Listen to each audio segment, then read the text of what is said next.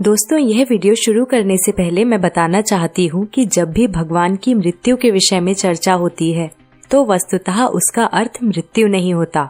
भगवान अदृश्य होते हैं, कभी मरते नहीं, और जब जब धर्म विलुप्त होता है तब उसकी रक्षा करने के लिए धरती पर अवतार लेते हैं। अब बात करते हैं आज के विषय की। ऐसा कहा जाता है कि जब भगवान कृष्ण की मृत्यु के पश्चात उनका दाह संस्कार हुआ तब उनके शरीर का एक अंग नहीं जला था। तो आइए इस वीडियो के माध्यम से जानते हैं कि क्या भगवान के शरीर का दाह संस्कार हुआ, यदि हाँ तो कौन सा अंग नहीं जला और क्यों। भगवान कृष्ण की लीलाएं उनके बचपन से ही बहुत रोचक रही हैं। उनकी मनमोहक छवि, उनके द्वारा की गई लीलाएं और उनके प्रति सबका प्रेम अतुलनीय है। भगवत गीता के अनुसार भगवान कृष्ण की मर्जी के बिना एक पत्ता भी नहीं हिलता, अर्थात संसार में जो कुछ भी होता है वो केवल उनकी इच्छा से ही होता है। उनकी इच्छा के बिना कुछ भी संभव नहीं। वे ही परमपिता परमात्मा हैं।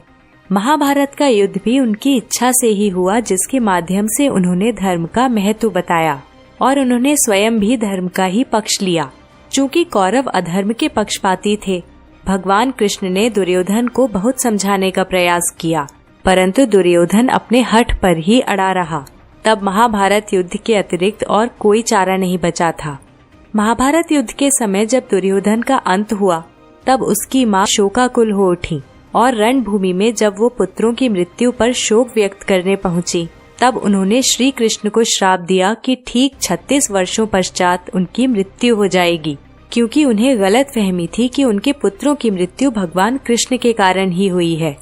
वास्तव में तो भगवान कृष्ण किसी श्राप के कारण नहीं अपितु अपनी इच्छा से ही संसार से अदृश्य हुए थे, क्योंकि जो भी इस संसार में आता है उसकी देह का विनाश निश्चित है। भगवान मृत्यु लोक छोड़कर कैसे अपने लोक गए, इसका वर्णन भागवत पुराण के 11वें स्कंद में मिलता है। मित्रों, यह तो आप जानते ही हैं कि भागवत पुराण शुकदेव गोस्वामी जी के द्वारा राजा परीक्षित को सुनाई गई थी। 11वें स्कंद में शुकदेव जी परीक्षित महाराज से कहते हैं कि भगवान कृष्ण ने विचार किया कि यदुवंश अभी भी पृथ्वी पर है और पूर्णतया मुझ पर आश्रित है। यदुवंश के लोग धन, जनबल, घोड़े आदि से बलशाली हैं और पृथ्वी पर अपनी मनमानी कर रहे हैं। यहाँ तक कि देवता भी उन्हें पराजित नहीं कर सकते।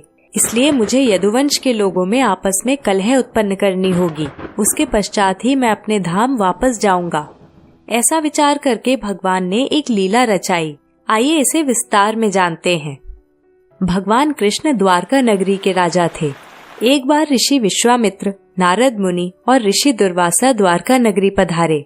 द्वारका में युवाओं का स्वभाव बहुत चंचल और उद्दंड था। एक बार कृष्ण पुत्र सांब समेत कुछ यदुवंश कुमारों को शरारत सूझी। सांब ने स्त्री का रूप धारण किया और वे सभी तीनों ऋषियों के पास पहुँचे और सांब को गर्भवती महिला बताकर ऋषियों के साथ मजाक करने का दुस्साहस किया। ऋषियों ने भाप लिया कि उनके साथ मजाक हो रहा है। तब उन्होंने सांब को श्राप दिया कि वो ऐसे मूसल को जन्म देगा जिससे उसके कुल का नाश होगा।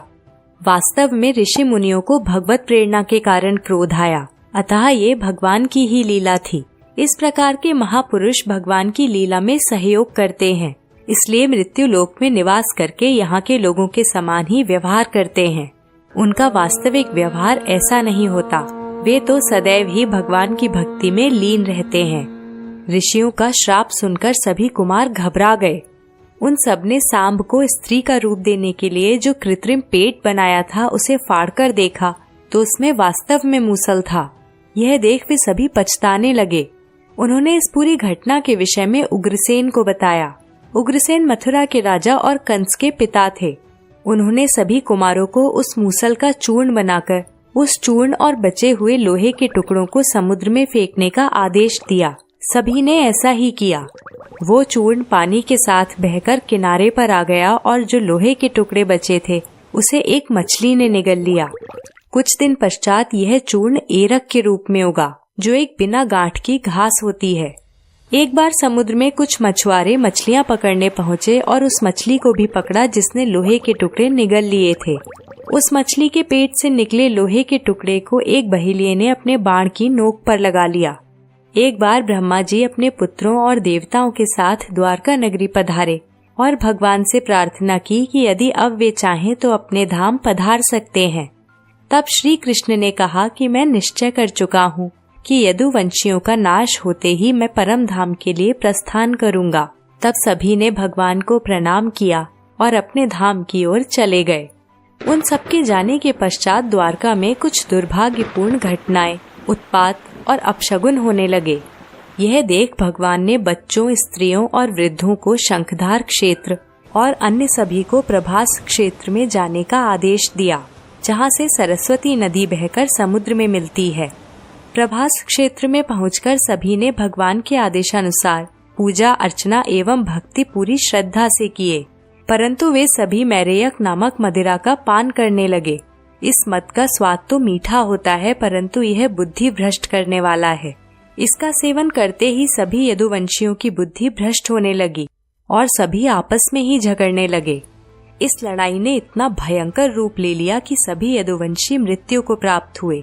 इस प्रकार भगवान कृष्ण का उद्देश्य पूर्ण हुआ। इस घटना के पश्चात बलराम जी नदी के तट पर चिंतन में लीन हो गए और ध्यान में रहकर ही भौतिक शरीर को त्याग दिया। कुछ समय पश्चात ही भगवान कृष्ण एक पीपल के पेड़ के नीचे बैठे और सभी दिशाओं से अंधकार को नष्ट कर उन्हें प्रकाशमान करने लगे।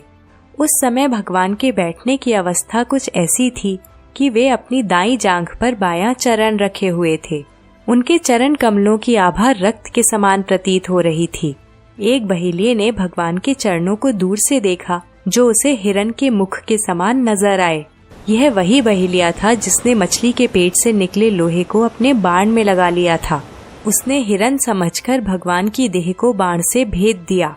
इसके पश्चात भगवान अपने शरीर समेत ही भगवत धाम के लिए प्रस्थान कर गए।